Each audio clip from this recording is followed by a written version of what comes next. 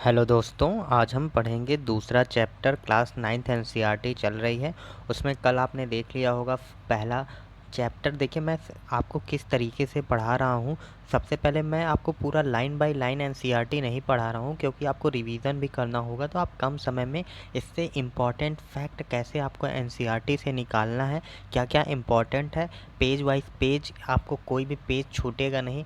आप NCERT complete कर लेंगे इस वीडियो के थ्रू, और आप नोट्स भी बना पाएंगे प्रॉपर। तो आज हम सेकंड चैप्टर है। बाकी आप लोग कमेंट करके सजेशन ज़रूर दीजिएगा कि आपको कैसे और अच्छे तरीके से पढ़ाया जा सकता है, या और आपकी जो भी डिमांड होगी उसको ज़रूर बताइएगा। तो चलिए देखते हैं कि आज हमारा जो फर्स्ट चैप्टर है उसमें हम लोग पढ़ेंगे यूरोप में समाजवाद और रूसी क्रांति के बारे में हमको देखना है।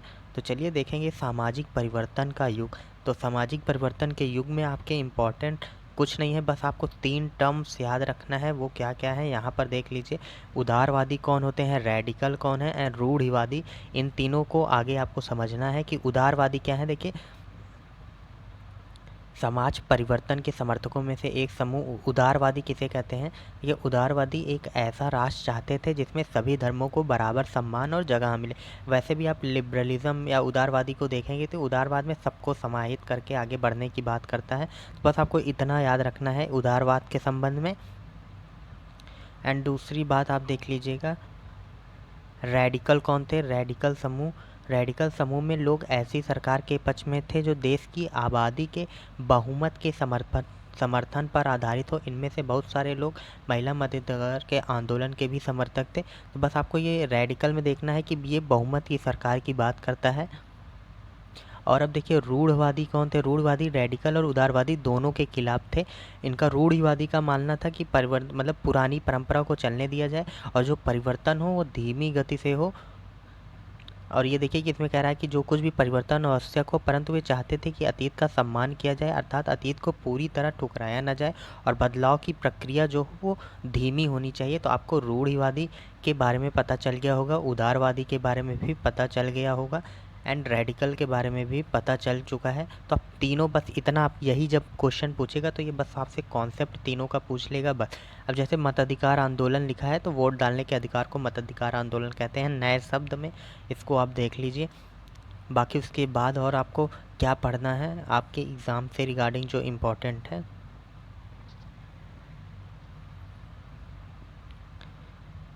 तो यहाँ पर आप देखिए कि 1815 में इटली के राष्ट्रवादी गेसेपो मैजनी ने यही लक्ष्य प्राप्त करने के लिए अपने समर्थकों के साथ मिलकर राजा के खिलाफ साजिश रची थी। भारत सहित दुनिया भर में राष्ट्रवादी उसकी रचनाओं को पढ़ते थे। एंड इसके बाद आप इसमें यूरोप में समाजवाद का आना में आप देखिए इसमें आपको लिए क्या फैक्ट मिलता है। अब यहाँ पर आपको जैसे एक ये हो सकता है कि इंग्लैंड में जाने माने उद्योगपति, ये पूछ लेगा कि रॉबर्ट ओवेन क्या थे। तो ये उद्योगपति थे, और इन्होंने देखिए कि इंडियाना मतलब अमेरिका में नया समन्वय, या उन्होंने पूछ लेगा कि न्यू हारमोनी के जनक कौन है, तो रॉबर्ट ओवन को लिखना है।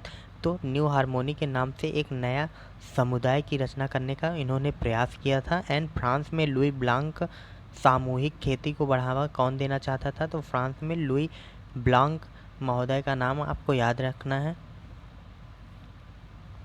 और ये दो दार्शनिक का नाम याद रखना है आपको। कार्ल मार्क्स 1818 से 1882 तक थे, एंड फ्रेडरिक एंगल्स ने समाजवादी मतलब कि ये मार्क्सिज्म की तरफ इन्होंने जोर दिया था, पूंजीवाद का विरोध किया था। ये साम्यवादी समाज के नाम दिया। मार्क्स का विश्वास था कि पूंजीपतियों के साथ होने वाले संघर्ष में जीत जो है अंततः मजदूरों की ही होगी। उनकी राय में कम्युनिस्ट समाज ही भविष्य का समाज होगा। तो देखिए कि जैसे आपको पता होगा कि मार्क्सवादी में कार्ल मार्क्स का ही नाम याद आता है। तो क्वेश्चन जो पूछता है कि कार्ल मार्क्स के साथ साथ और कौन उनका समर्थक था, तो कार्ल मार्क्स के साथ आपको फ्रेडरिक एंगल्स का भी नाम याद रखना है। एंड देखिए समाजवाद के लिए समर्थन में आपको यहाँ पर देखिए इम्पोर्टेंट आपके लिए क्या हो सकता है। उसके बाद आप रूसी क्रांति पर आ जाएंगे। रूसी क्रांति 1917 में हुई थी। एंड उसको साथ ही साथ ये भी देख लीजिए कि रूसी क्रांति कब हुई थी। ये इसको अक्टूबर क्रांति भी कहा जाता है। ये भी डायरेक्ट क्वेश्चन आपको TRE 3 में या BPSC के जो प्रीवियस क्वेश्चन पेपर हैं आप उसमें देखेंगे तो ये पूछा कि अक्टूबर क्रांति किसे कहा जाता है, तो ये आप ध्यान रखिएगा। एंड अब रूसी साम्राज्य 1914 में वहाँ पर शासन किसका था? जार निकोलस द्वितीय का शासन था, ठीक। और उसमें कौन कौन से देश आते थे? आज के फिनलैंड, लताविया, लिथुआनिया, एस्टोनिया, तल्लीन, ये सारी चीज़ें इसमें देश आते थे। ये मैप आप देख लीजिएगा। एंड अर्थव्यवस्था और समाज में आपको कुछ नहीं पढ़ना है, आपके इम्पॉर्टेंट एग्ज़ाम के अकॉर्डिंग इसमें कुछ नहीं है। बाकी ये एक बार आप पढ़ना चाहें तो पढ़ सकते हैं।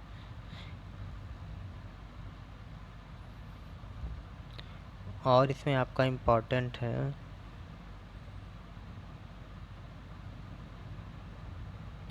रूस में, देखिए फिर समाजवाद अब आ जाएंगे इस टॉपिक में। तो यहाँ पर आपको सबसे पहले ध्यान देना है कि 1898 में क्या हुआ? Russian social democratic workers party का गठन हुआ था, ठीक। तो ये आपको ध्यान रखना है, 1898 में Russian social democratic workers party का गठन किया गया था।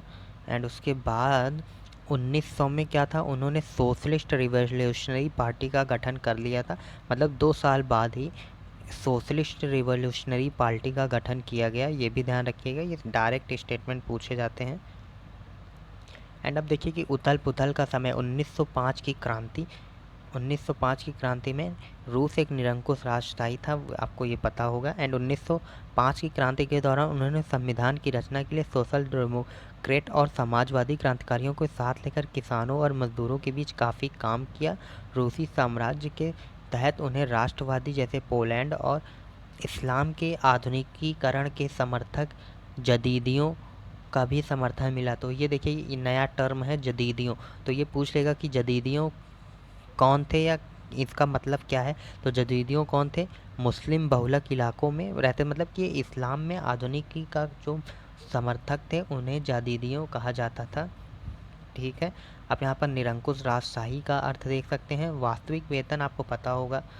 अब देखिए कि 1905 में खूनी रविवार की घटना हुई थी, तो ये 1905 की क्रांति में इसकी 1905 में हुई थी। और अब ये पूछेगा कि रूसी क्रांति में यहाँ से ये स्टेटमेंट आता है।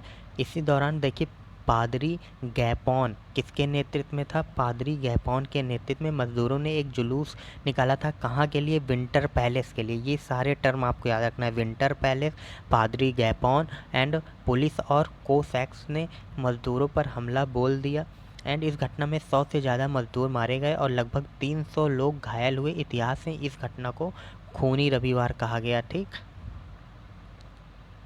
और अब देखिए कि फर्स्ट वर्ल्ड वार और रूसी साम्राज्य में उनका योगदान था। तो ये देखिए कि आपको 2 यूरोपीय गठबंधन के बीच युद्ध हुआ था। फर्स्ट वर्ल्ड वार स्टार्ट कब हुआ था? 1914 से कब तक चला था? 1918 तक। ये आपको पता होना चाहिए। एंड अब देखिए कि इसमें कह रहा है कि जो एक ग्रुप था उसमें जर्मनी थे, ऑस्ट्रिया और तुर्की, ये 3 देश थे। दूसरे खेमे में कौन थे? फ्रांस, ब्रिटेन व रूस। ये आप याद रखिएगा, 2 ग्रुप जो बने थे।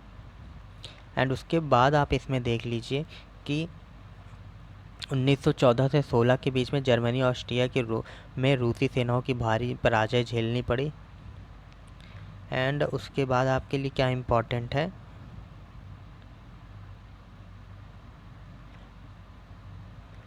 अब ये देखिए कि पेट्रोग्राद में फरवरी की क्रांति। तो पेट्रोग्राद में फरवरी की क्रांति में अब ये देखिए कि रूस की संसद को क्या कहा जाता है? ड्यूमा। ये आपको टर्म याद रखना है क्योंकि ये भी आपका क्वेश्चन पूछ लिया जाता है ड्यूमा के बारे में। बाकी और आपके लिए जो इम्पोर्टेंट है वो देख लीजिए। सोवियत क्या था? सोवियत रूस के स्थानीय स्वशासी संगठन था। तो सोवियत का अर्थ आपको पता होना चाहिए। एंड उसके बाद अब देखिए 1914 से ही लेनिन का योगदान बढ़ जाता है। देखिए अप्रैल 1917 में बाल्शेविक के निर्वासित नेता व्लादिमीर लेनिन रूस लौट आए। लेनिन के नेतृत्व में बाल्शेविक ने 1914 से ही युद्ध का विरोध कर रहे थे।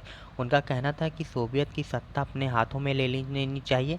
एंड लेनिन ने बयान दिया था कि अब देखिए ये TRE 2 में बीपीएससी के सीधा क्वेश्चन आया था कि लेनिन ने किनकी वकालत की थी। उन्होंने कहा था कि युद्ध समाप्त किया जाए, दूसरा सारी ज़मीनें किसानों के हवाले किए जाएं और बैंकों का राष्ट्रीयकरण किया जाए। ये तीनों स्टेटमेंट आपके TRE 2 में आया है, आप चेक कर लीजिएगा। एंड इन तीनों मांग को क्या कहा, लेनिन की अप्रैल थीसिस कहा गया, क्योंकि अप्रैल महीने में हुई थी। देखिए अप्रैल 1917 में हुआ था ना, इसीलिए इसे अप्रैल थीसिस कहा जाता है।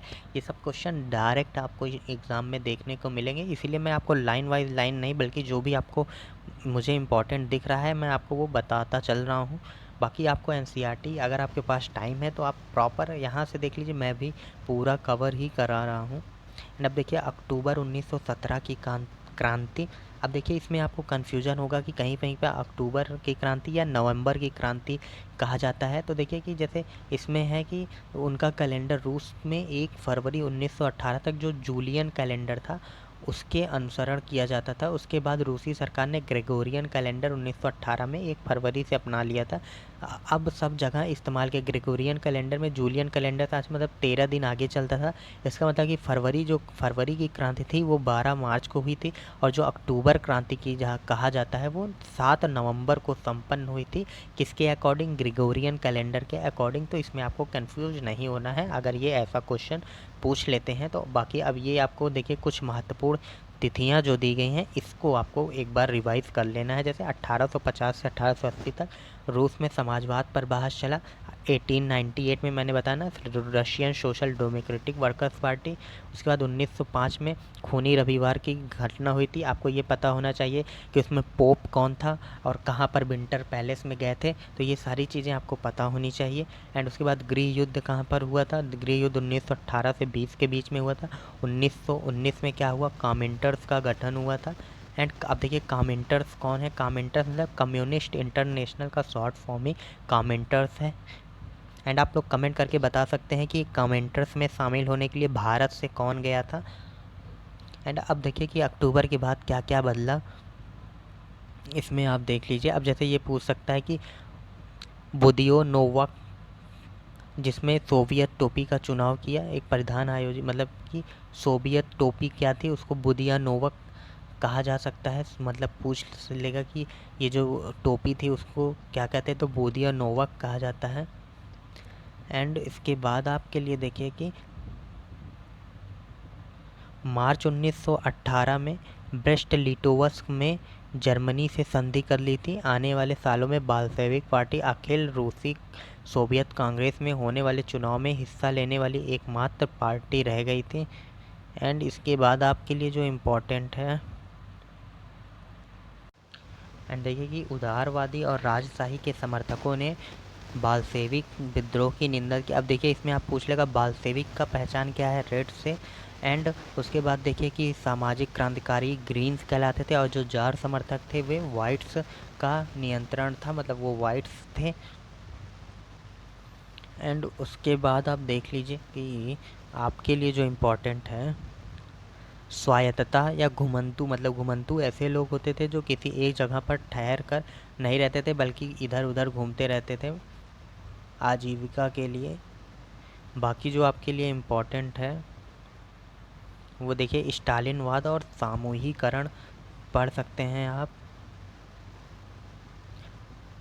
लेनिन के बाद पार्टी का नेतृत्व किसने संभाला था, तो स्टालिन। आपको लेनिन के बाद याद रखना है कि स्टालिन महोदय आ गए थे।